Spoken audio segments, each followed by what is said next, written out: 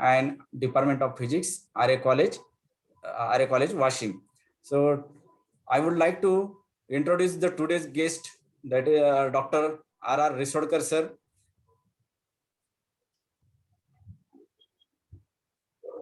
So Dr. Risodkar sir is assistant professor and head of the department of RA College, Washim. He is a BOS member of the Sant Gadge Baba Amravati University, Amravati. He has a teaching experience of around 12 years, and he has published the seven research paper in international journal and 6 paper in a national journal. So I request to Dr. R.R. Risodkar sir, please deliver your guest lecture to our student of nanotechnology and its application. So, Risodkar sir. Thank you, sir. Good afternoon to one and all. First of all, thank you to the principal of Lake Pushpa Devi Patil Arts and Science College Resort, Dr. Devde sir, for inviting me on this particular platform for guest lecture. I am also very much thankful to the Professor Borse sir, head of the Department of Physics, Lake Pushpa Devi Patil Arts and Science College Resort. Also, Professor Umbarkar sir, all the teaching and non-teaching faculties and non-teaching staff of Lake Pushpa Devi Patil Arts and Science College Resort, and very important, my dear students. Today, we are using this virtual platform for discussing one particular topic, that is nanotechnology and its applications. Friends, as we all know that we have celebrated the Science Day just before the 9 days. Today is 9th of March, and on 28th of February, we have celebrated the Science Day to commemorate the great scientist, physicist, Nobel Prize winner, Bharat Ratna, Dr. Chandrasekhar Venkata Rao. And all we know about the Raman effect, which was the milestone of Indian research journey.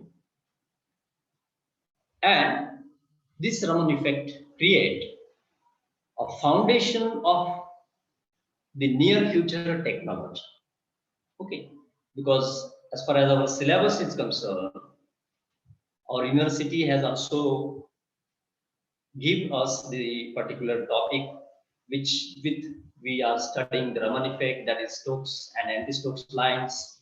Okay, and we all know that a very important theory invention that Dr. C.V. Raman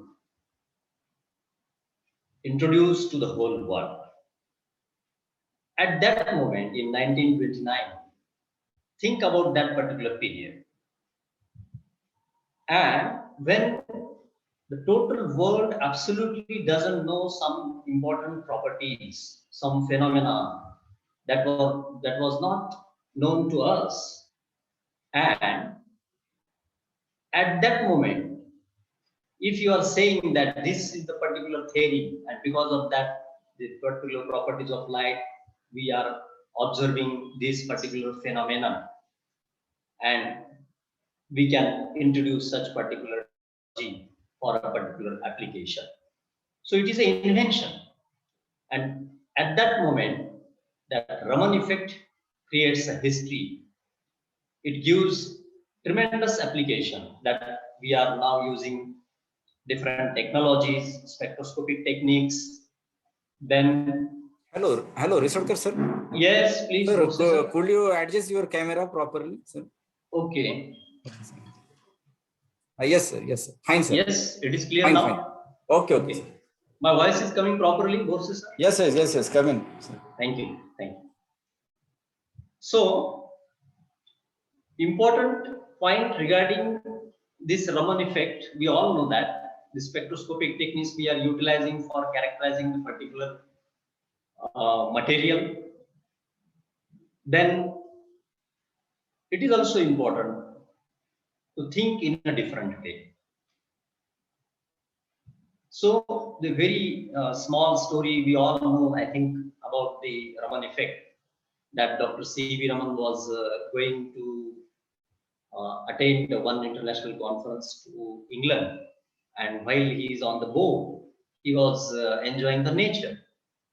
And while he is enjoying the nature, he observed that the color of the water that is far away from him was looking in a blue type of color. Okay, it is a blue water. And near to him, the water was somewhat, we can say, white or grayish color. So why? Why this particular is there? So Dr. C.V. Raman was thinking about that particular point. Continuously he was thinking. And then he came to India. He, in his laboratory, he was thinking why this particular color changes. Then he took one particular, we can say, there is a one prism type of structure, okay, the hollow prism we can say, insert water and bombard different lights on that particular water. Different wavelengths of light, when it was bombarded on that particular water, he find out there is a, we can say, somewhat reflection of the light, and because of that some particles are also scattered, scattering of light he found out. And he then said about the Stokes and anti-Stokes line and said that those wavelength of light, those particles which scattered more, that particular, we can say, the light we observe. So these are the examples around us. That is, the grass looks like green, why the sky looks like blue. Okay, so important point is that we have to observe our environment, our nature. Okay, and scientists does the same thing. Your observation should be a keen observation. Okay, and while observing one particular phenomena, you have to interpret that with respect to its significance. Okay, that is physical significance and all that things. And in this particular way, that innovative thinking, our language is also important. Okay, language plays an important role. Okay, while innovative thinking, while thinking out of box. Okay, and one day before of the 20th February, Science Day, we have also celebrated one important day. What was that? I would like to hear the answer from student. Anyone, please? On 27th of February, we celebrated the Marathi भाषा गौरव दिन. ठीक आहे ना? 27 तारखेला आपण मराठी भाषा गौरव दिन मला वाटतं साजरा केलेला आहे. स्टुडंट्स याच्यामध्ये BSc first year, second year, final तिन्ही आहेत ना sir?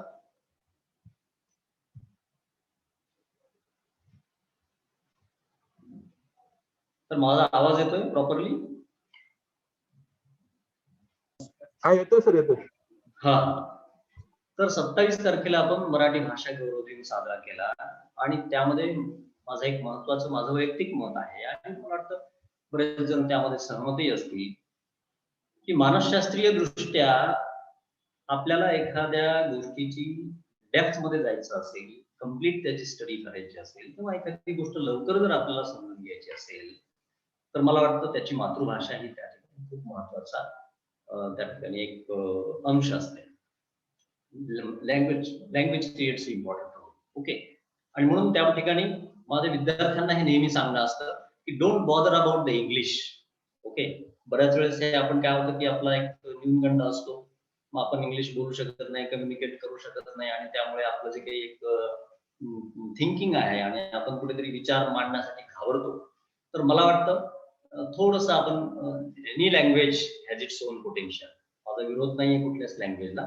Definitely English world language, you must have fluency on that and we can speak that particular language, but also with that आपली मातृभाषा जी आहे त्याच्यामध्ये जर आपल्याला काही कन्सेप्ट क्लिअर करता आल्या तर ती चांगली गोष्ट आहे. आपण बऱ्याचशा ग्रामीण भागातल्या विद्यार्थ्यांचा आपण ही अडचण पाहत असतो आणि त्या ठिकाणी मला एक सांगावंसं वाटतं की बोरसे सरांना आणि उंबरकर सरांना आम्हाला अनुभव असतो. आम्ही रिफ्रेशर कोर्सला जात असतो. तिथे मला असं आठवतंय की जबलपूरला आम्ही गेलो असताना त्या लायब्ररीमध्ये सर फिजिक्सचे पुस्तकं हिंदी भाषेमध्ये आहेत. त्यामुळे तिथल्या मुलांचे कन्सेप्ट मे बी लवकर क्लिअर होत असतील असा एक मला असं माझा वैयक्तिक अनुभव असतो.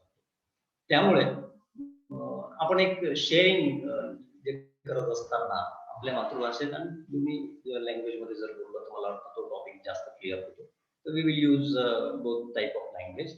त्यामुळे स्टुडंटला माझं सांगणं आहे की थोडं रिलॅक्स होऊन आपण एन्जॉय करूया या पर्टिक्युलर टॉपिकला आणि याच्यामधनं आपल्याला काही इनोव्हेटिव्ह थिंकिंग जर करता आली, त्याच्यामधून जर आपल्याला काही एखादा आयडिया आली आणि ती जर आपण इनोव्हेटिव्ह प्लॅटफॉर्म जो आपल्याकडे अवेलेबल आहे, डॉक्टर रघुनाथ माशेलकर त्याचे डायरेक्टर आहेत. इनोव्हेटिव्ह तुम्ही वेबसाईटवर जर टाकता, इनोव्हेटिव्ह एक सेल आपल्या युनिव्हर्सिटीत पण आहे आणि आपल्या एक मिनिस्ट्रीमध्ये सुद्धा आहे. तर एक simple idea can give you one particular protocol and that protocol can be terminated into one particular application आणि मग त्याचं पेटंट वगैरे भेटल्यानंतर तुम्ही त्याचं प्रोडक्शन तयार करू शकता. त्यामुळे आता आपल्याला एक स्किल असणं आवश्यक आहे. रेटिफिकेशन करून फिजिक्स पाठांतर करून 12वीला आपल्या लक्षात आलेलं होत नाही. त्यामुळे ती कन्सेप्ट अंडरस्टँडिंग झाली पाहिजे. So dear friends, we will try to move towards our particular topic, that is the nanotechnology and its applications. Okay, I will try to share this particular screen. Are you able to see this? Yes, sir. Okay. So I will.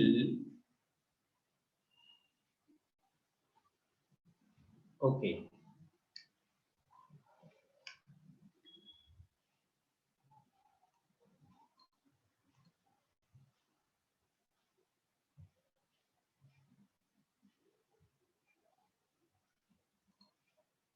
So 1 minute, please. I am sharing the slideshow.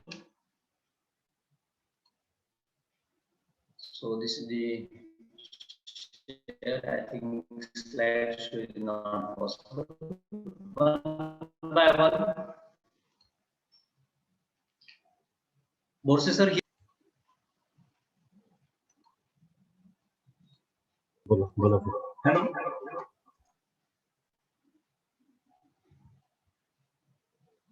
Okay now. Oh, sir. Okay. Full screen. So, friends, nanotechnology and its application. Dear friends, we are using this virtual platform for this particular guest lecture, and we know that why it is so. It is because of this particular COVID-19 pandemic situation, which is creating disaster to all over the world. Okay, and so we are discussing on this virtual platform.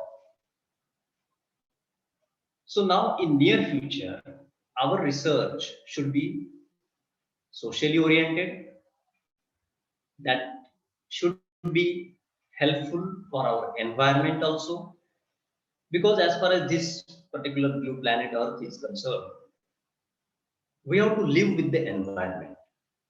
All because as far as human population is concerned, it is only 750 crores. Okay, and different species are there, crores and crores. Okay, trillion of species are there. With them we have to live. So we have to think about the environment for betterment of this particular society. So our development should be sustainable development. शाश्वत विकास ज्याला आपण म्हणतो. तो शाश्वत विकास म्हणजे काय? एन्व्हायरमेंटला कुठेही बाधा येऊ न देता सगळ्यांचा आदर करून त्या ठिकाणी आपल्याला पुढे जावं लागतं. आणि त्यासाठीच म्हणून in near future this particular technology will change the total world. Okay, and this is nanotechnology. As far as nanotechnology is concerned, what is nanotechnology? Okay, it is in this particular topic we will try to understand what is nanotechnology, what is the history, what is the first generation, second generation, third generation. Okay, and after that, what are the tools and techniques to develop the nanomaterial? If I want to fabricate the nanomaterial, how to fabricate? What should be the technique? What are the tools in that? What different materials we have to use? Okay, and the particular approaches, that is particular phenomenon, particular procedure we have to adopt, that is top down or bottom up, and the very important last, that is application, that we will try to understand one by one. So dear friends, nanometer is nothing but it is equal to 1 nanometer is equal to 10 to the power minus 9 meter. So it is having a very we can say micro level pekshahi apan त्याला खाली खाली म्हणू असं. So it is unit length in the metric system equal to 1 billionth of a meter. Okay, so nano is equal to 1 billionth of a meter, that is 10 to the power minus 9 meter. And technology in which we have to use particular tools, machines and technique to understand, to give a solution for a particular specific problem. Okay, so that is the two words get together to give us one important, we can say, near technology, near future technology, that is nanotechnology. Okay, then as far as its particular technical definition is concerned, so nanotechnology is nothing but it is the study in which we are rearranging the atomic structure of a particular material. That is, it is a manipulating matter on an atomic scale. And what is meant by matter? As we know that definition of physics gives us matter. Physics is nothing but it is a study of matter. And matter consists of solid, liquid and gaseous materials. It is in the three forms. Solid has its own property, liquid has its own property, and gaseous system has its own property. Okay, so if we are able to rearrange the atomic structure, manipulate the matter on atomic scale, then we can say that we can find out that your material gets nanomaterial. And this particular technology, what is meant by nanotechnology now? Nanotechnology is nothing but where we are restructuring the material to get its micro level, atomic level, by using a particular engineering technology or by a particular constructing a particular technology with respect to its functional system. Okay, so we have to use a particular tool for fabrication of this nanomaterial. Okay, so for there is one very interesting example. If you are able to rearrange the atoms of a particular material, then coal can become a diamond. Okay, लक्षात घ्या. म्हणजे जो कोळसा आहे, because it is a one form of carbon. ठीक आहे. A diamond is also one form of carbon. Okay, if you are able to rearrange the atomic structure, if you are using one particular technology, one particular tool, आपल्या पुढच्या slide मध्ये आपण पाहणार आहोत actually आपण काय करत असतो. आणि त्याच्यामध्ये एक ऍटम घेऊन तुम्ही त्याच्या ठिकाणी जर रिअरेंज केली, because we know that crystal structure system मध्ये फायनल इयरच्या मुलांना बऱ्यापैकी माहित असेल की we are having 7 crystal systems, and after that, depending on that 7 crystal system, Bravais gives us 14 lattices. Okay, orthorhombic, hexagonal, all such type of structure we can find out in nature. So this rearrangement of the coal atom can produce a diamond. Okay, so isn't it a very big achievement? Okay, it is a big achievement, definitely.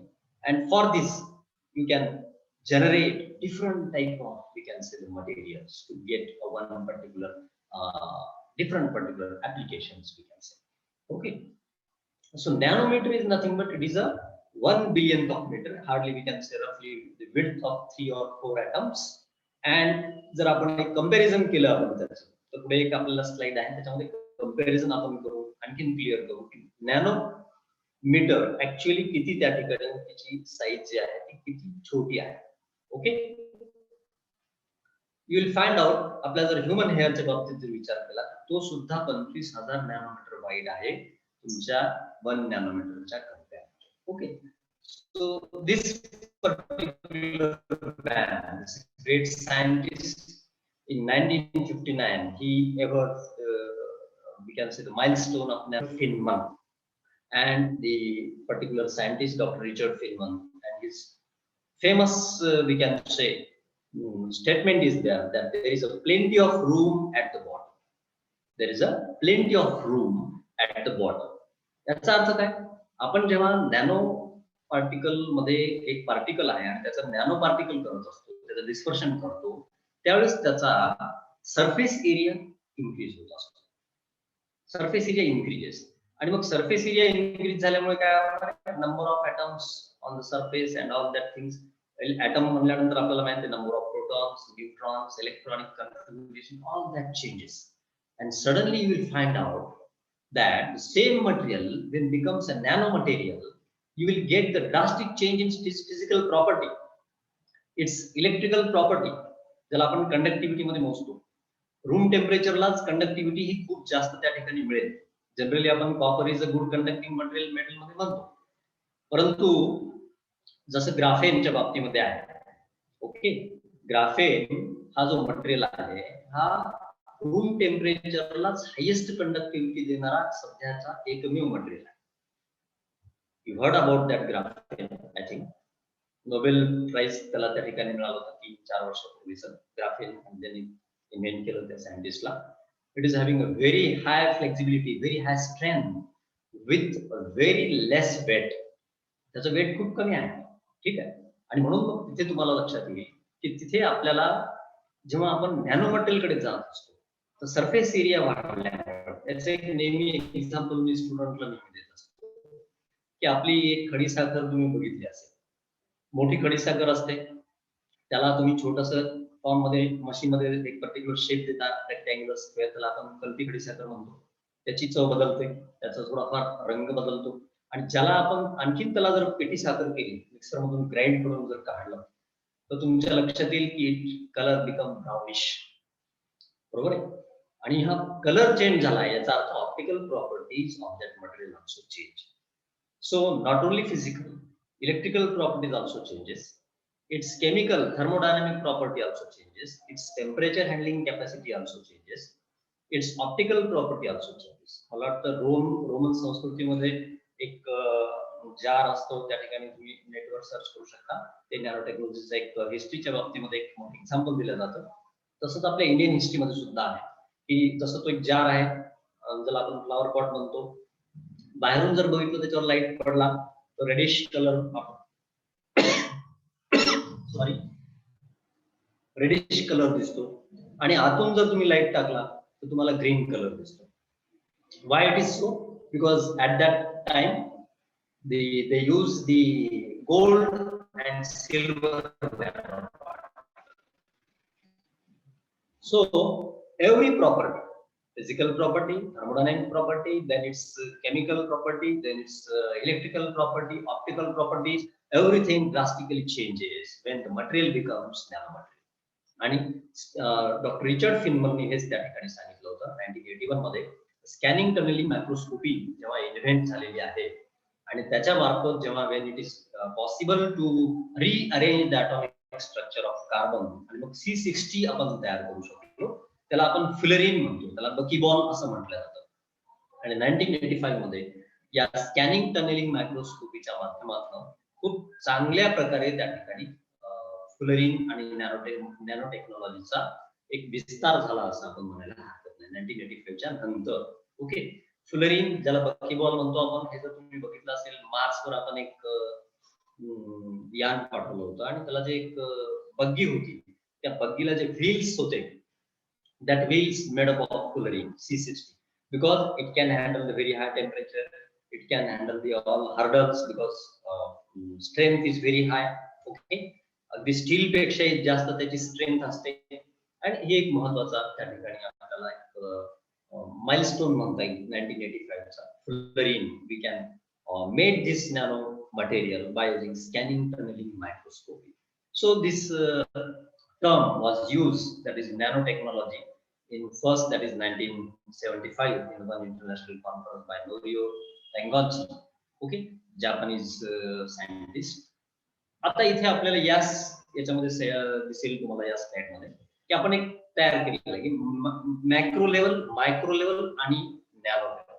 ठीक आहे, त्याच्यामध्ये हे तुम्हाला website वर पण available आहे. तुम्हाला जर आणखी डिटेल करायची असेल तर एखाद्या पर्सनचा त्या ठिकाणी जर बॉडी पार्ट जर घेतला तर 2 बिलियन नॅनोमीटर आपण घेऊ शकतो. ऍपल जर बघितलं तर 80 मिलियन नॅनोमीटर आहे.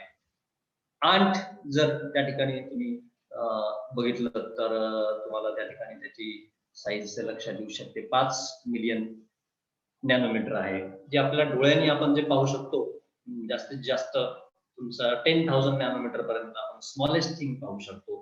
ह्युमन हेअर 75,000 नॅनोमीटर आहे. आणि बॅक्टेरिया जो आहे तो आपण डायरेक्टली डोळ्याने पाहू शकत नाही, तर तो 2000 नॅनोमीटर पर्यंत आहे. त्याला आपल्याला मायक्रोस्कोप खालीच पाहावं लागतं. मग नॅनो मध्ये कोणता आला? आता मी सांगितलं तो बकीबॉल, फ्लोरीन ज्याला म्हणतो आपण, तो आहे 1 नॅनोमीटर. त्यानंतर डीएनए, ज्याच्या आपण आज झेरॉक्स कॉपी सारखे कॉपीज, फोटोकॉपीज तयार करू शकतो डीएनएच्या, 2 नॅनोमीटर आहे तो साईज मध्ये, ज्याला क्लोनिंग आपण म्हणतो. आणि मग सगळ्यात महत्वाचं जे आहे ते तुमचे कार्बन नॅनो ट्यूब्स, ह्याचा एक फॉर्म आहे नॅनो मटेरियलचा 1.3 नॅनोमीटर पर्यंत. So this all materials, when you compare with the different objects that we can see by the naked eyes, you can imagine what will be the size of that particular material, that is nanomaterial. Okay, आता याच्यामध्ये सुद्धा history मध्ये जर बघितलं तर first generation, second generation, third generation अशा पद्धतीने आपण पुढे पुढे जात आहोत. आणि जनरली मोस्टली याचा जो फर्स्ट जनरेशन प्रोडक्ट ज्याला म्हणतात ते actually there was a dispersion, aerosols म्हणतात किंवा क्लाइड्स म्हणतात त्याला, आणि ते डिस्पर्शन केलेलं आहे नॅनो स्ट्रक्चर सोबत, passive nano structure. There is first generation materials are called as passive nano structure. Okay, मग त्याच्यामध्ये काही प्रमाणात कोटिंग आपण नॅनो पार्टिकलच्या कंपोजिट पाहतो, पॉलिमरचा उपयोग केलेला आहे. काही वेळेस हाय टेम्परेचरला यूज करण्यासाठी आपण सिरेमिकचा यूज केलेला आहे. This was the first generation, starting from 2000. Second generation nano materials were called as active nanostructure. Actual आपण त्या ठिकाणी जर बघितलं तर काही बायोडिव्हाइसेस आहेत, काही पर्टिक्युलर ड्रग्ज आपण त्या नॅनो मटेरियलच्या माध्यमातून देऊ शकतो.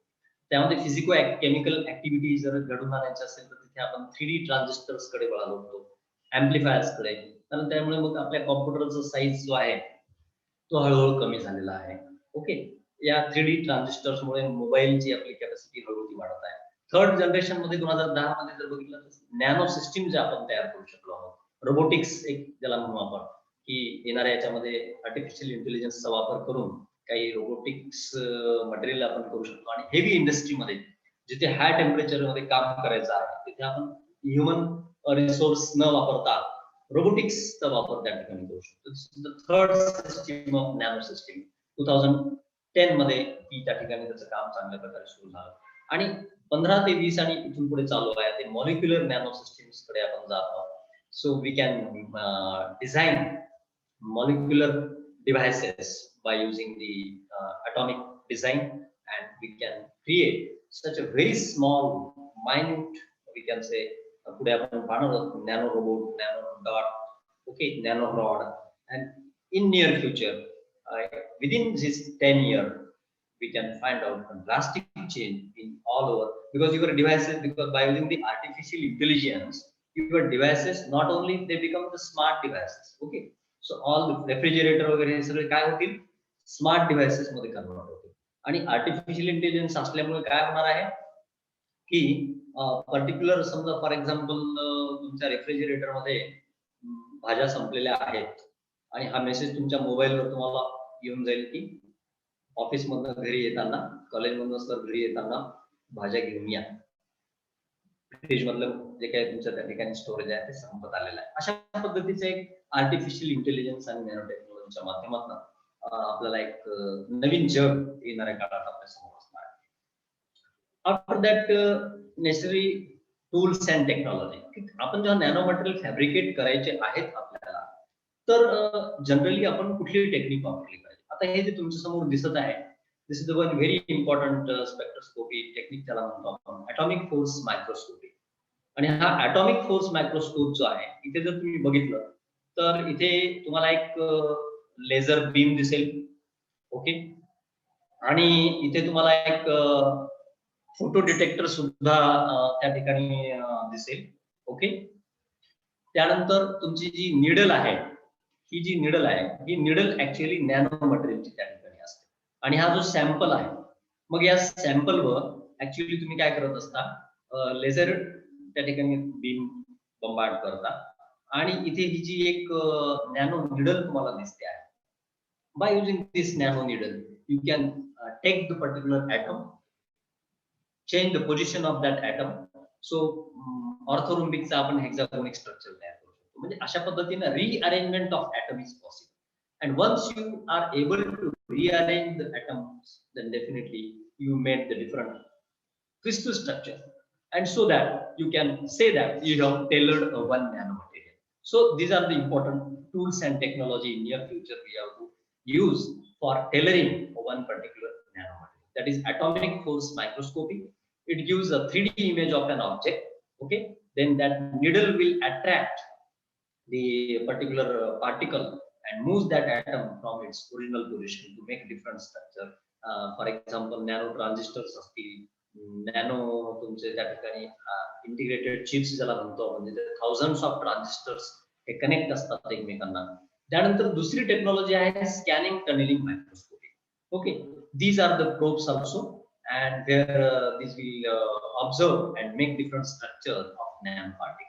And so by using this, आता त्याच्यामध्ये काही नॅचरल बॅक्टेरिया सुद्धा उपयोग केला जातो, जसं की कॅडमियम सल्फाइड नॅनो पार्टिकल जर आपण म्हटलं तर कॅडमियम सल्फाइड नॅनो पार्टिकल जर विचार केला तर कॅडमियम आणि हा सल्फाइड हा काही असं केमिकल आपण बनत असतो, तो बॅक्टेरिया फंगस याच्यामुळे त्या ठिकाणी त्याचं रूपांतर होतं कॅडमियम सल्फाइड मध्ये.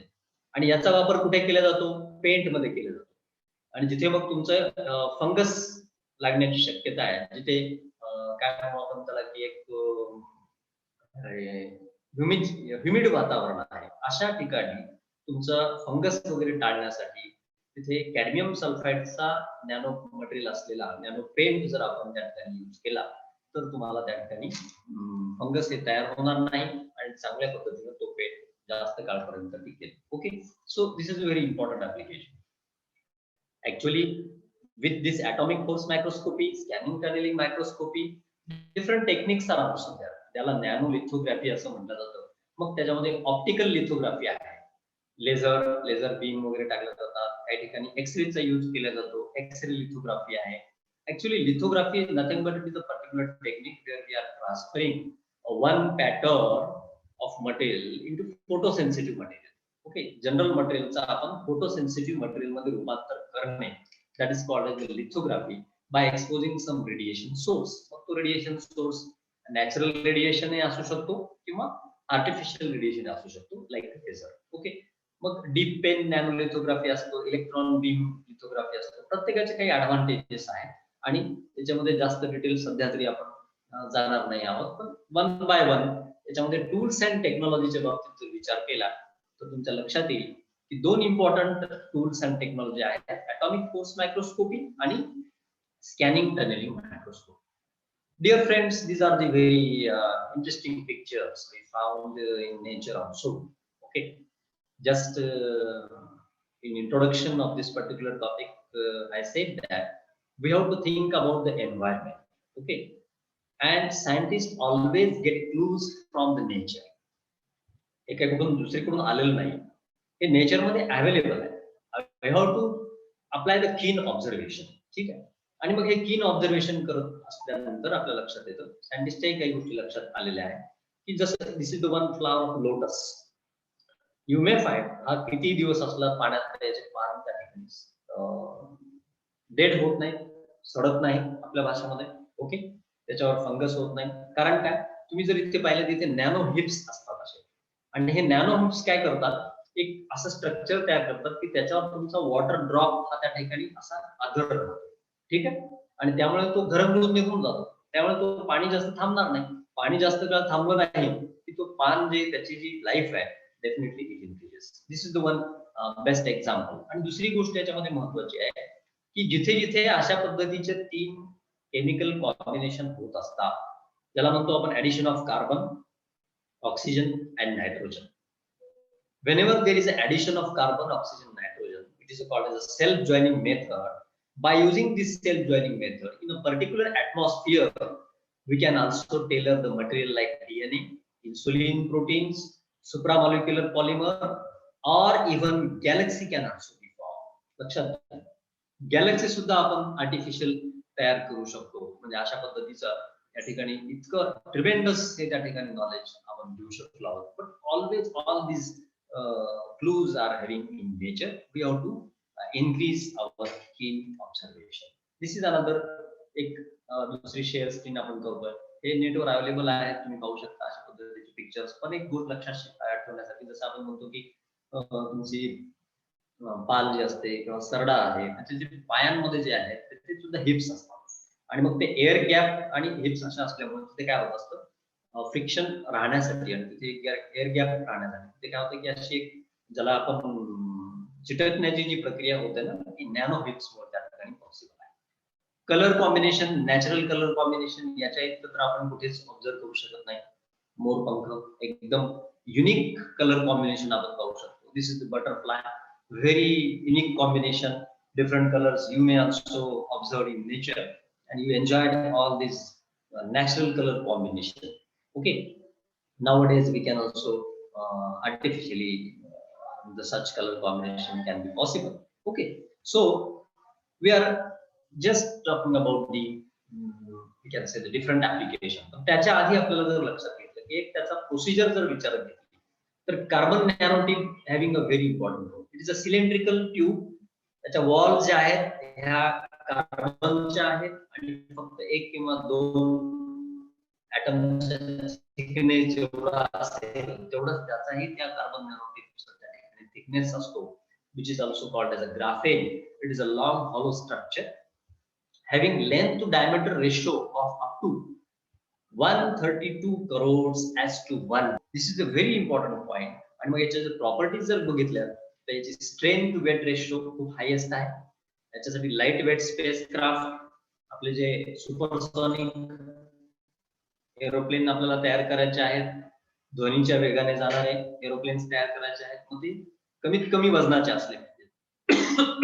Sorry, which can handle very high temperature also. Okay, जसं की पोलार सॅटेलाइट लॉन्चिंग व्हेकल असतील, जीएसएलव्ही मध्ये आपण रॉकेट यूज करतो to launch the particular satellite. Okay, so that's rocket, that spacecraft should be very lightweighted.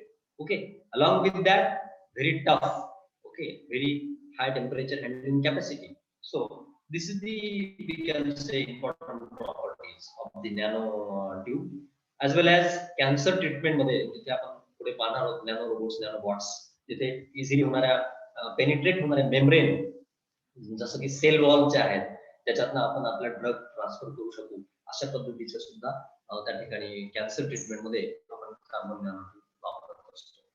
दुसरी गोष्ट महत्वाची, sensors. आज आपण प्रत्येक ठिकाणी, बऱ्याच ठिकाणी सेन्सर्स यूज करतो. आज बायो सेन्सर्स पण आहे. जसं आपण हार्टच्या संदर्भात pacemaker, it is a one type of sensor. तुमचा बीपी आणि हार्टबीट्स कमी जास्त झाले की ऑटोमॅटिकली ड्रग डिलिव्हरीचं काम त्या ठिकाणी करतो आणि तुमच्याकडे मेसेज पण येऊन जातो. तर हे जे सेन्सर्स आहेत, म्हणजे याच्यामध्ये जे काही कार्बनची भूमिका आहे, कार्बन ऍटम जिथे अटॅच केले जातात आणि त्याची मग एक त्या मॉलिक्युलला carbon, nano carbon atom attach केल्यानंतर त्याचे इलेक्ट्रिकल रेजिस्टन्स हा चेंज होत असतो. म्हणून थोड्याही चेंजेसला तो रेजिस्टन्स चेंज झाला की करंट कमी किंवा जास्त होतो आणि पुढे तुमचा जे काही एक सिस्टीम असेल, अलार्म असेल, त्याला रिले लावलेला असतो, तो त्या ठिकाणी त्याचं काम करायला लागतं. Okay, so carbon nano tube having this important properties. आणि मग ऍप्लिकेशन कुठे आहे? आज आपण पाहतोय आपल्याकडे काही सायकल्स वॉशिंग मध्ये पण अवेलेबल आहेत, जे की कार्बन फ्रेमनी तयार केलेल्या आहेत. आणि मग या कार्बन फ्रेमनी तयार केलेल्या सायकल ज्या आहेत त्याची वेट खूप कमी वजन आहे, परंतु खूप मजबूत आहे, स्टील पेक्षाही मजबूत आहे. म्हणून येणाऱ्या काळामध्ये फोर व्हीलर जे असतील, मोठे मोठे जहाज आहेत, मोठे मोठे स्पेस क्राफ्ट आहेत, हे जर आपण कार्बन नॅनो ट्यूबनी तयार करू शकलो तर नॅचरली वेट कमी होणार आहे आणि तुमचे जे काही बाकीचे त्याच्या प्रॉपर्टीज आहेत त्या आणखीन इन्क्रीज झाल्यामुळे, जसं टेम्परेचर हँडलिंग कॅपॅसिटी आहे, बायसिकल मध्ये स्ट्रेंथ महत्वाची आहे, आपल्या फोर व्हीलर मध्ये वेट कमी झाल्यामुळे फ्युएल कमी लागणार आहे. Okay, so as far as electronic circuits are concerned, we can replace the general transistor with nano transistor with a very having a very high less we can say small size. Silicon chip जे आपण वापरत आहोत त्याच्या ऐवजी आता हे जे transistors use केले जातील, nano transistor, which having a very very less size, which emit a very less heat, आणि त्याच्यामुळे त्याची लाईफ जास्त होणार आहे. Okay, in electrical cables and wires आज आपण पाहतोय 5G कडे आपण जात आहोत. येणाऱ्या काळात 2-3 वर्षामध्ये स्टारलिंक नावाची कंपनी आहे, ती आपल्याला डायरेक्ट सॅटेलाइट बेस्ड इंटरनेट सेवा देणार आहे. मग विचार करा, सॅटेलाइट बेस्ड इंटरनेट सेवा याचा अर्थ काय की तुमच्या हातामध्ये तुमचा जो स्मार्टफोन आहे त्याच्यामध्येच तुमच्या सेट टॉप बॉक्सची फक्त एक आयसी राहील, चिप आहे, आणि त्यामुळे नॅचरली वर्ल्ड टेलिव्हिजन तर असणारच आहे तुमच्या हातात, परंतु इंटरनेट कॅपॅसिटी ज्याला म्हणू आपण, जे एक आज थोडासा कधी कधी आपल्याला प्रॉब्लेम जातो नेटवर्किंगचा ग्रामीण भागामध्ये जर विचार केला, मोस्टली आज आपण ऑनलाईन टीचिंग मुळे पाहतो की अडचणी येतात, तर ग्रामीण भागामध्ये नेटवर्क प्रॉब्लेम आजही आहे बऱ्यापैकी. ओके, तर तो येणाऱ्या काळामध्ये आपण सॅटेलाइट लिंकिंग इंटरनेट सेवा जर देणार असू तर त्यावेळेस नॅचरली तुमच्या स्मार्टफोन मध्ये तशी कॅपॅसिटी हवी, मग त्यासाठी तुमचे नॅनो पार्क त्या ठिकाणी असणार आहे, नॅनो ट्रान्झिस्टर असणार आहे, नॅनो चिप असणार आहे, आणि केबल आणि वायर सुद्धा मग येणाऱ्या काळामध्ये आपण वापरणार आहोत. दुसरा महत्वाचा पार्ट त्याच्यामध्ये सोलार सेल्स आहे. ओके, सोलार पॅनल जे आपण पाहतोय आज थोडेसे महाग आहेत, पण नॅनो स्ट्रक्चर केलं तर कमीत कमी जागेमध्ये जास्तीत जास्त एनर्जी तयार करण्यासाठी आपल्याला, आणि जास्तीत जास्त एनर्जी जास्त काळ स्टोअर करण्यासाठी सोलार सेलचा आपण वापर करतो. स्टोरेज ऑफ एनर्जी, सोलार पॅनलने जी एनर्जी क्रिएट केलेली आहे ती स्टोअर करून ठेवणं महत्वाचं आहे, आणि ती सोलार सेल्स पाहत असतो. आणि सोलार सेल्स मध्ये स्टोरेज कॅपॅसिटी जर वाढली, आपण पाहिलं की नॅनो मटेरियल जेव्हा करतो आपण surface area increases. Okay, so its capacity increases to handle the charge. Okay, आणि मग हे सोलार सेल जर नॅनो सोलार सेल झाले तर कमीत कमी जागेमध्ये ऑटोमॅटिकली तुमची ती त्या ठिकाणी बॅटरी चार्ज होत जाईल, आणि तुम्हाला प्रत्येक वेळेस हे चार्जिंग करण्याचं काम पडणार नाही. Even discharge time also extended. Okay, in fabric आपण काही फॅब्रिक पाहतो आपण आज की डस्ट रिपेलंट आहे, वॉटर रिपेलंट आहे, लिक्विड रिपेलंट आहे. दुसरा पार्ट याच्यामध्ये आहे नॅनो रॉड्स. ओके, ज्याला आपण क्वांटम डॉट म्हणून सुद्धा ओळखले जातात. ऍक्च्युअली नॅनो रॉड आज nothing but is having different phases of nano rod to grow at different rates. Okay, it is actually a combination, त्याचा शेप कंट्रोल एजंट आणि त्याचा जो बॉन्ड तयार होतो different faces of the nano rod with respect to different strength. मग त्याचे जे dimensions आहेत हे 1 to 100 नॅनोमीटर पर्यंत असू शकतात. आणि मग इथे त्याला सिंथेसाइज करायचं, तयार करत असताना काय वापरणार मग, तर मेटल्स किंवा सेमी कंडक्टिंग मटेरियल या ठिकाणी आपण वापरू शकतो. मोस्ट सेमी कंडक्टर मटेरियल कोणते असतात आपल्याला माहिती आहे, स्वस्तामध्ये आपण जे वापरतो सध्याच्या याच्यात जर्मेनियम आणि सिलिकॉन. ओके, याचाच वापर करून जर आपण त्याचं ॲटॉमिक स्ट्रक्चर, ॲटॉमिक रिकॉम्बिनेशन करू शकलो तर त्या ठिकाणी नॅनो रॉडच्या माध्यमातून क्वांटम डॉट ज्याला म्हणतो आपण, त्या ठिकाणी येणाऱ्या काळामध्ये क्वांटम कॉम्प्युटर्स कडे आपण जातो. त्याची पिक्सेल कॅपॅसिटी, त्याला पिक्चर कॅपॅसिटी क्वालिटी म्हणतो आपण, डिपेंड असते. आणि इव्हन फुल हाय डेफिनेशन FHD ज्याला म्हणतो आपण, तर तिकडे आपण आणखीन क्लिअरिटी म्हणजे 4K पिक्चर ज्याला म्हणतात. ओके, तर त्या पद्धतीचा एक लाईव्ह, म्हणजे फॉर एक्झाम्पल एखादा सीन आहे छान, एखाद्या बागेमधून जात आहोत असं त्या ठिकाणी तुम्हाला ऍक्च्युअल रिअली व्हर्च्युअली तुम्हाला त्या ठिकाणी तसा भास होणे, त्याला 4K टेक्नॉलॉजी आपण म्हणतो, आणि येणाऱ्या काळात ती पॉसिबल आहे. So nano rods or these nano tubes are very useful, and particularly these nano rods are useful in display technology. Okay, कारण काय तसं डिफ्लेक्ट त्याची रॉड जेव्हा आपण तयार करतो त्याची रिफ्लेक्टिव्हिटी जी आहे त्याचे ओरिएंटेशन चेंज झाल्यामुळे जेव्हा आपण इलेक्ट्रिक फील्ड अप्लाय करत असतो तर वेगवेगळ्या अँगलनी लाईट रिफ्लेक्ट होत असतो आणि कुठल्याही अँगलनी विविड अँगल ज्याला म्हणतो आपण 360 डिग्री अँगल ज्याला म्हणतो आपण तर तो 180 च्या आसपास किंवा 360 च्या आसपास तुम्हाला तो व्ह्यू त्या ठिकाणी घेऊ शकतो आणि मग हे आपण मायक्रो इलेक्ट्रोमेकॅनिकल सिस्टीम कडे जात आहोत. दुसरा यूज आपण पाहिला तर कॅन्सर थेरपीज मध्ये सुद्धा nano. Now nano bots it is having the scale of 10 to the power -9 close to -9 research and development phase मध्ये आहे. नॅनो बॉट जे आहेत पर्टिक्युलरली 1 to 5 नॅनोमीटरचे जर पाहिले आपण तर that are capable of counting specific molecules in a chemical sample. एखाद्या chemical sample मध्ये ऍक्च्युअल नंबर ऑफ मॉलिक्युल्स जर काढायचे असेल तर आपल्याला त्या ठिकाणी नॅनो बॉट्सची मदत घेता येते. खूप मायक्रोस्कोपिक साईज मध्ये जर आपल्याला काही मटेरियल तयार करायचे आहे मायक्रोस्कोपिक किंवा मॅक्रोस्कोपिक मध्ये तर त्यावेळेस ही नॅनो बॉट्स खूप महत्त्वाचा रोल त्या ठिकाणी प्ले करत असतात. ओके, आणि आपल्या जसं आता ड्रोन आपण वापरत असतो, ठीक आहे, येणाऱ्या काळात वेगवेगळे छोटे ड्रोन किंवा मिलिटरी पर्पज मध्ये जर बघितलं तर असे छोटेसे मायक्रोफोन लावलेले असतात. ते स्वतः त्या ठिकाणी स्वतःच जातात, स्वतः कॅरी करतात, पर्टिक्युलर कॅमेरा कॅरी करतात आणि रेकॉर्डिंग वगैरे सगळं करतात. किंवा एन्व्हायरमेंटल मध्ये सुद्धा काही आपल्याला चेंजेस जर ऑब्झर्व करायचे असतील की कार्बनचं त्या ठिकाणी पीपीएम पार्टिकल पर मिलियन किती आहे कार्बनचे हवेमध्ये हे जर आपल्याला फाइंड आउट करायचं असेल तरी सुद्धा अशा पद्धतीच्या नॅनो रोबोटच्या माध्यमातून आपल्याला करता येते की जिथे ह्युमन आपण रिसोर्स वापरू शकत नाही, जिथे आपण सपोज न्यूक्लिअर डिटेक्टर्स आहेत, आपल्याकडे काही न्यूक्लिअर रिएक्टर्स आहेत, अशा ठिकाणी जर आपल्याला त्या ठिकाणी यूज करायचं असेल तर definitely we have to use this particular nano robots. Okay, so what are the applications of these nano robots, nanobots now? So it can detect the toxic component in environment. मी आता सांगितलं त्याप्रमाणे carbon किंवा pollution जे काही pollutant material आहे, particles आहे, how to detect that, what is the percentage and what should be the percentage to save the environment. So we have to use such type of nano robots in drug delivery also. Diabetic patient मध्ये mostly तुम्ही पाहिलं असेल type 1 diabetic आणि type 2 diabetes मध्ये जर बघितलं तर बऱ्याच वेळेस इन्सुलिनचं प्रमाण कमी होत असतं आणि मग अशा वेळेस त्या पेशंटला इंजेक्शन सतत घ्यावे लागतात आणि हे खूप त्रासदायक असतं. ओके, त्यासाठी आता एक नवीन ड्रग आलेली आहे, म्हणजे नॅनो कॅप्सूल आहे. ती नॅनो कॅप्सूल त्यांनी सकाळी एक घ्यायची आणि दिवसभर जेव्हाही त्याची शुगर लेवल कमी किंवा जास्त होईल त्यावेळेस ऑटोमॅटिकली त्याच्यातली ती कुपी उघडेल, नॅनो निडल बाहेर येईल आणि तुमचं ते ड्रग त्या सेलमध्ये टाकेल आणि पुन्हा आतमध्ये जाईल आणि तुमची ती डबी बंद होईल. So drug delivery it is किती इम्पॉर्टंट आहे पहा.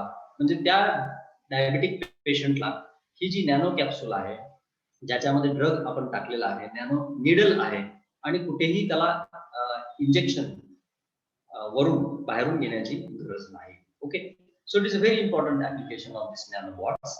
बायोमेडिकल इन्स्ट्रुमेंटेशन मध्ये सुद्धा बायोसेन्सर्स जर आपण बघितले, जसं की आता इथून आपण पाहतो हात फ्रॅक्चर झाला, हात फ्रॅक्चर झाल्यानंतर आपण अगदी महिना सव्वा महिना कम्प्लीट आपण ते त्याच्यात बंद असतो, पॅक असतो आपला हात.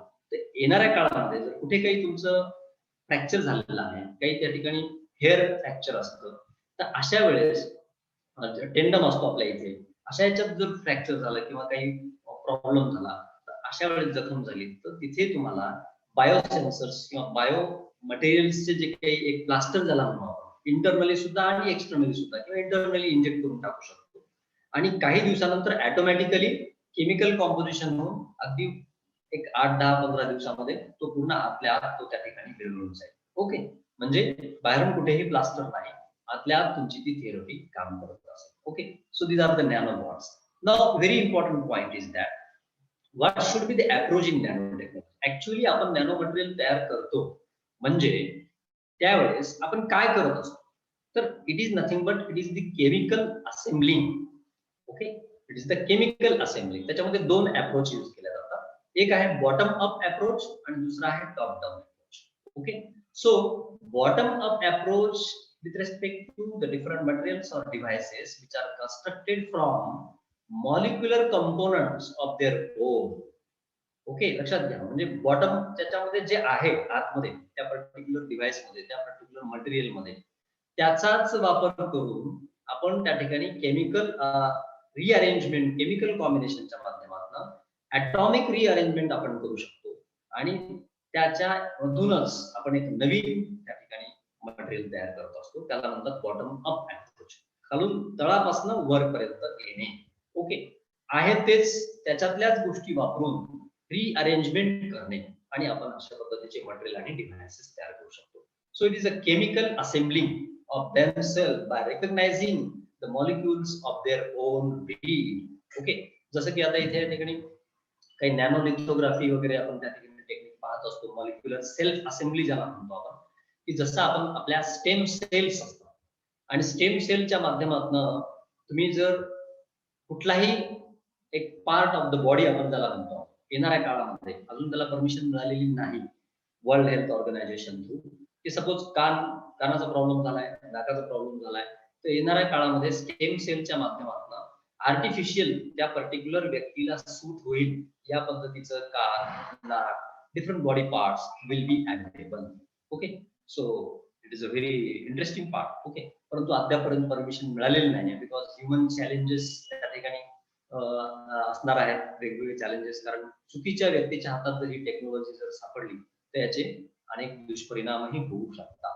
त्यामुळे निश्चितपणे सायन्स पॉझिटिव्ह वेने जर वापरलं तर डेफिनेटली ह्युमन असू द्या किंवा पर्टिक्युलर टोटल एन्व्हायरमेंटला एक फ्रेंडली त्या ठिकाणी अप्रोच आपल्याला वापरावा लागतो. जनरली टॉप डाऊन अप्रोच हा वापरला जात नाही शक्यतो, कारण तो थोडासा ॲटॉमिक रिॲक्शन्स न करता त्याच्यामध्ये वरून खाली जाणे, म्हणजे नॅनो ऑब्जेक्ट कडे जाणे, मटेरियलला जे काही सॉलिस्टिक टेक्निक वापरले जातात, जसं की नॅनो इलेक्ट्रोमेकॅनिकल सिस्टीम ज्याला म्हणतो आपण NEMS, त्यानंतर मायक्रो इलेक्ट्रोमेकॅनिकल सिस्टीम म्हणतो आपण त्याला MEMS.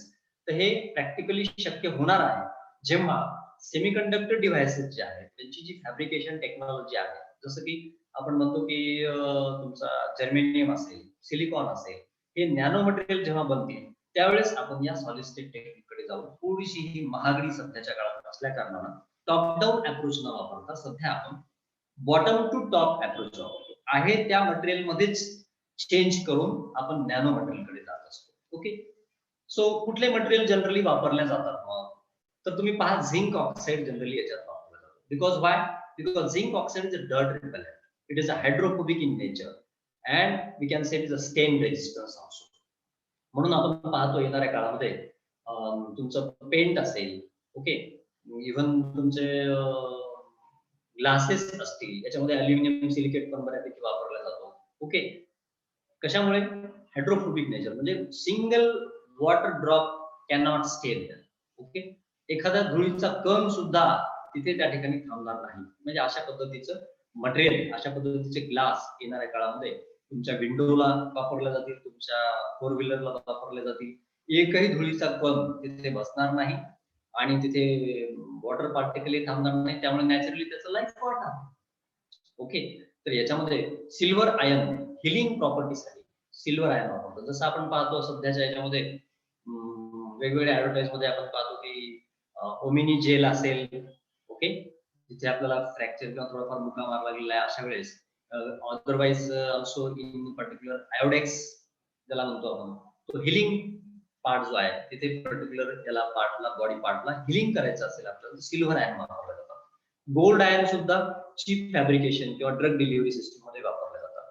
Different application of nano technology you can find out with respect to energy. Solar system मध्ये आपण बघितलं batteries, now there is a very small space, and within a small space that large battery can be stored means with respect to its power. Medicinal properties applications आहेत, nano devices we can tailor in optical engineering, in defense and security, in bioengineering, biosensorच्या माध्यमातून cosmetics मध्ये even सुद्धा जसं आपण पाहतो की काही प्रकारचे एक कॉस्मेटिक्स आहेत की ज्याच्यात nano particle, gold nano particle, silver वगैरे वापरले जातात, ज्याला आपण एज रिपेलिंग टेक्निक म्हणतो. अशा वेळेस कॉस्मेटिक मध्ये सुद्धा आलेले आहेत काही नॅनो फॅब्रिक्स. नॅनो फॅब्रिक्सच्या माध्यमातून आपण बघतो की काही फॅब्रिक असे आहेत, कपडे असे आहेत, जसं की काही कंपनीने काढलेले आहेत, रेमंड वगैरे, की ते डस्ट रिपेलंट आहे. ओके, आणि मग ड्रग्स वगैरे सगळ्यात हेल्थच्या बाबतीत जर विचार केला, मी आता सांगितलं, कॅन्सर ट्रीटमेंट करायची असेल आपल्याला, आर्टरीज मधले ब्लॉकेजेस काढायचे असतील तर नॅनो पॉट्स खूप महत्वाची भूमिका करतात. राईट लोकेशन फाइंड आउट करतात. इंजेक्ट केल्यानंतर बरोबर त्या सेललाच डॅमेज करतात. म्हणजे ट्युमर असेल एखादा तर त्या पर्टिक्युलर ट्युमरलाच किल करायचं, बाकीच्या सेल्सला डॅमेज न करता. कारण सध्याच्या काळात रेडिओथेरपी किंवा केमोथेरपी मध्ये पाहतो आपण की बाकीचे सेल डॅमेज होतात, त्यामुळे बॉडी हीट खूप वाढते. Okay, so this is very important. Fabrics मध्ये आताच पाहिलं आपण, ओके, बुलेट प्रूफ जॅकेट असतील, खूप महत्वाचा anti microbial anti bacterial fabric असतील, जेणेकरून तिथे कुठल्याही प्रकारचा बॅक्टेरिया किंवा हे कॅच होणार नाही. मोबाईल टेक्नॉलॉजी मध्ये जर बघितलं तर मॉर्फ नावाचा एक नॅनो कन्सेप्ट आहे की नोकिया कंपनीने डेव्हलप केलेला आहे.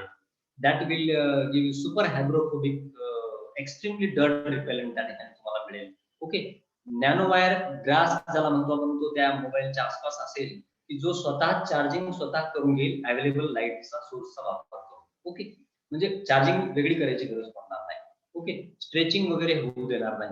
इलेक्ट्रॉनिक्स मध्ये फॅब्रिकेशन ऑफ आयसी ज्याला म्हणतो आपण, चिप्स म्हणतो, फ्लेक्झिबल प्लास्टिक मध्ये तुमच्या सन ग्लासेस असतील त्याच्यावरचा जो एक ग्लास असतो तो सुद्धा एकदम पातळ, आणि तुमचा मोबाईल तर अगदी खिशात ठेवण्यासारखा पॉलिमर, अगदी जसं आपण एखादं कागद ठेवतो त्या पद्धतीचा तो त्या ठिकाणी असेल. It is because of only this nano wires which are playing important role to enable the flat panel displays. Okay, in computer we are going toward the quantum computer where carbon nanotube is having important role.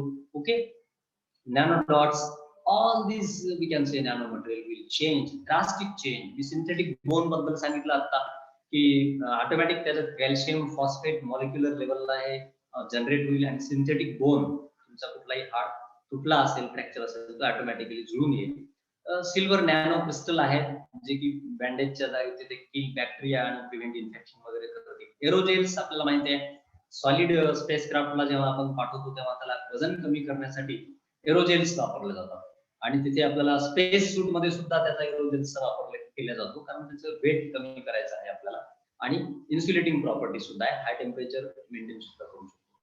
In India particularly, we can say the research is going from 2001. Government of India has also launched the Nanoscience and Technology Initiative, particularly in Maharashtra, Indian Institute of Technology, that is IIPOE Mumbai.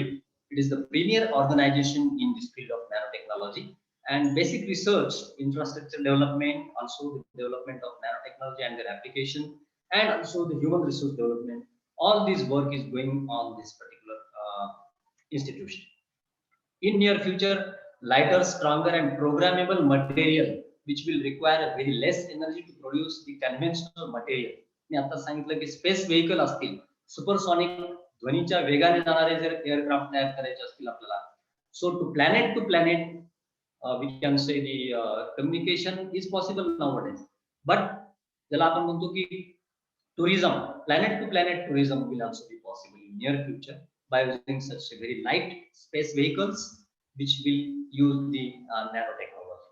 And the nanorobotics in different we can say health issues with respect to this nanorobots, nanobots are also important. Not only this, as far as the environment is concerned, आणि आपण नेहमी ऐकतोय की ozone layer जी आहे ती काय होत आहे, विरळ होत आहे. ओके, तर ती ओझोन लेअर सुद्धा आपल्याला जर जोडायचं काम करायचं असेल, त्याला जर आपण त्या ठिकाणी डिप्लिटेड ओझोन लेअरला जर त्या ठिकाणी एक काय म्हणू आपण त्याला की जोडण्याचं काम म्हणू आपण त्याला, ते जर करायचं असेल तिथे सुद्धा नॅनो टेक्नॉलॉजी डेफिनेटली युजफुल राहणार आहे.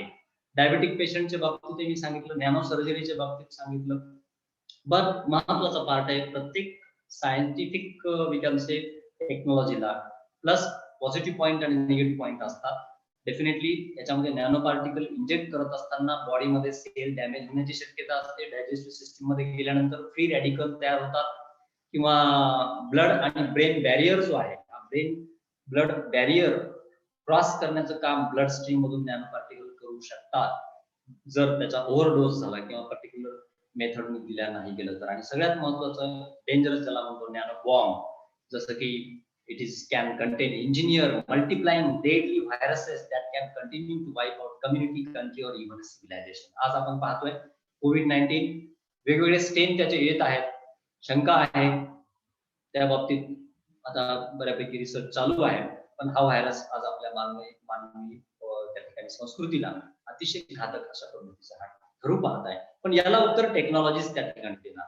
So I think we have find out all these plus point, negative point of this nanotechnology, but we can't deny this technology will be the future technology of human being, which is useful not only for human but also for environment. Okay, and we have to save the environment.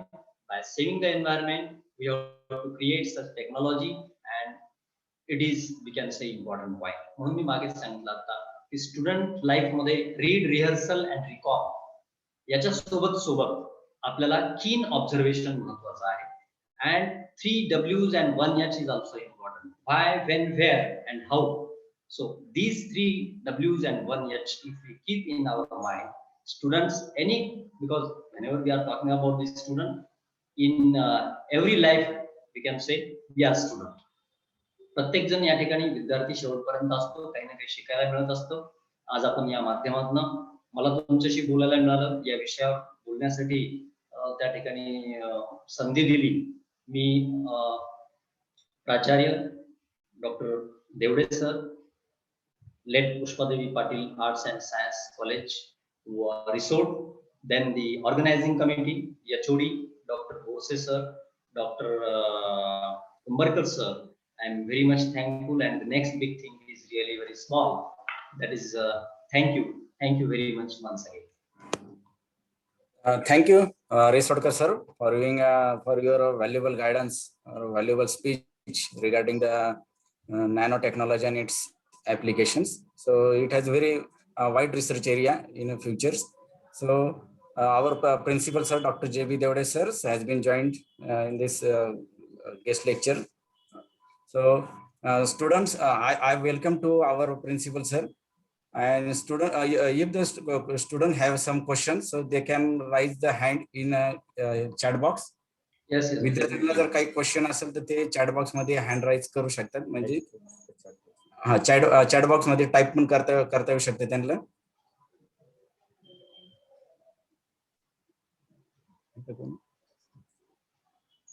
विद्यार्थ्यांना काही question असेल तर विचारू शकता तुम्ही.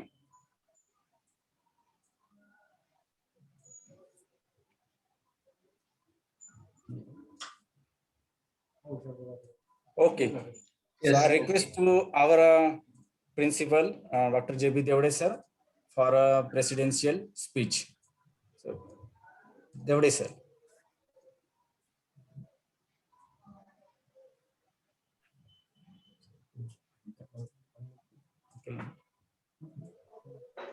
Does I am audible? Yes sir, yes sir. Yes sir. Video सुरू करा माझा. चालू केला सर व्हिडिओ तुमचा? चालू आहे सर व्हिडिओ. चालू आहे. हो. स्क्रीन होऊन नाही राहिली.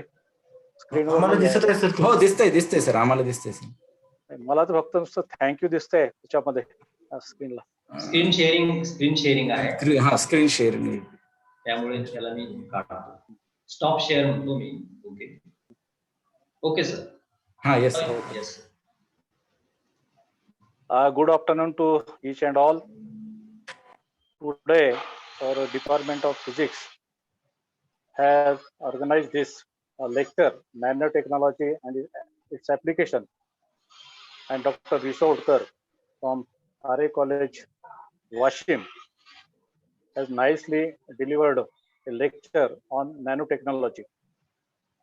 Friends, all of you know, in this COVID-19 pandemic situations, our college is running these virtual classes, and as a part of MOU with RA College Washim, this lecture has been arranged on nanotechnology and its application. And for this, our team, our HOD, who is also coordinator of IQAC, like Pushpadevi Patil Arts and Science College Resort, Dr. Borse, has taken a lot of effort. Its team, Dr. Umbarkar, organizing committee, and while running this activity, our chief patron, president of our society, Dr. Babarauji Patil, secretary Sri Amit Patil Khadse, they always encourage us to organize such type of activities which are ICT based. All of you know, this is the era of the nanotechnology. Nanotechnology everywhere, when you go in a society or everywhere, you will find the impact of the nanotechnology. And Dr. Rishodkar has nicely and briefly explained about this nanotechnology and application. You know, these applications are having a very wide type of range, and everywhere these applications that are beneficial for the mankind. And for this, nanotechnology is a very important aspect. And because of this guest lecture, our students, our faculty members also get benefited. So I once again thanks to Dr. Rishodkar for spending his valuable time for this guest lecture.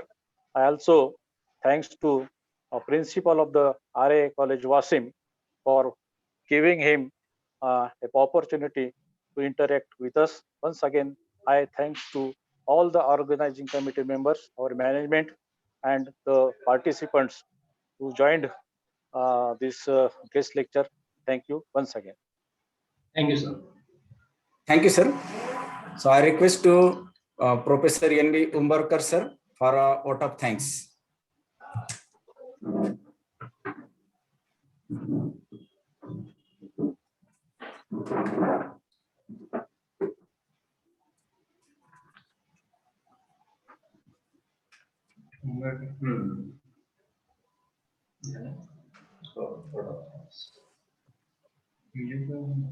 Good afternoon, one and all.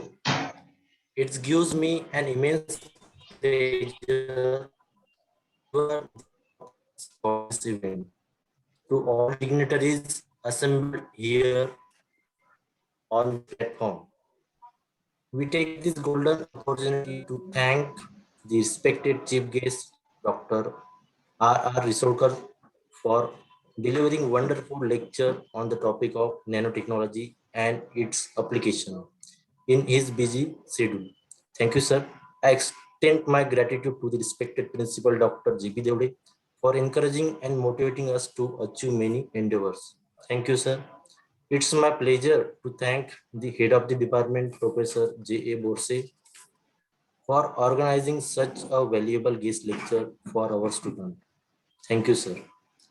I sincerely thank Professor G.D. Kanade for technical support. Last but not least, I am thankful to my fellow students who enthusiastically participated in today's guest lecture. Without you, this program would not be a grand success. Thank you, my buddies. Once again, I thank one and all wholeheartedly. Thank you. Thank you. Thank you, sir. You may leave the meeting. Thank you. Thank you.